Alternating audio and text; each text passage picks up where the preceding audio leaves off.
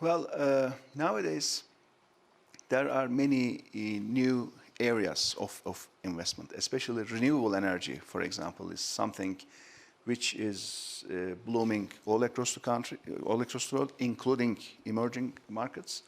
And lots of developing countries, emerging markets, they are actually happen to be having lots of sun, and most of them having a lot of wind.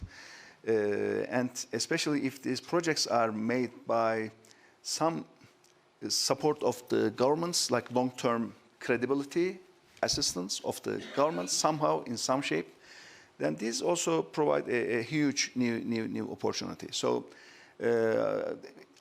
yes, the deglobalization is a reality, but when we look at the investments as long-term investments, not just short-term in and out, short-term opportunity, but long-term investments, then overall the growth rate of the developing countries will be higher than the developed countries. So if the countries are chosen in a wise way, if you don't put all the eggs in one basket but diversify enough, so in the long term, on average, the investments in the developing world will have higher returns than the investments in the developed world. So that's, I think, very important for long-term view. Of course, there will be ups and downs.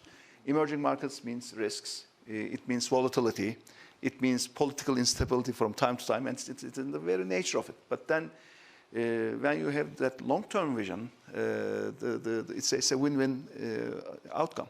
For renewables, by the way, for renewable energy, which is very important to reach the 2050 targets of net zero emissions, there's not enough financing yet. I mean, I happen to be in the 2015 group of UN for Sustainable Development Goals, 2030 goals. I also happen to be in the G20 eminent persons group for how to finance.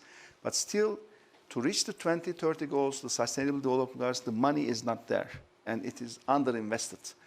And it is not going to be there. It is going to be a dream to reach the 2030 or the 2050 targets if we look at the financing for renewables as of now.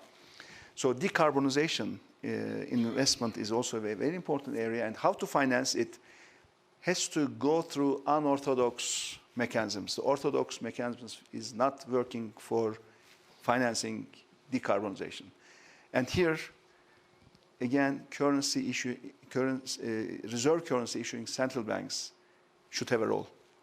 Because the currency they issue will not be worth a lot if our sons and grandsons don't live in a world where everyone is suffering.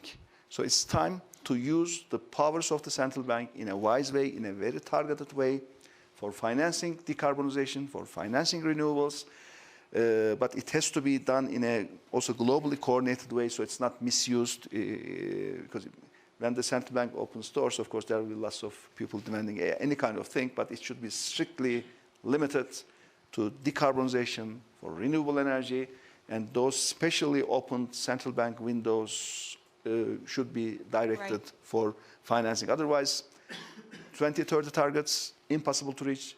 2050 targets, impossible to reach. Deva Partisi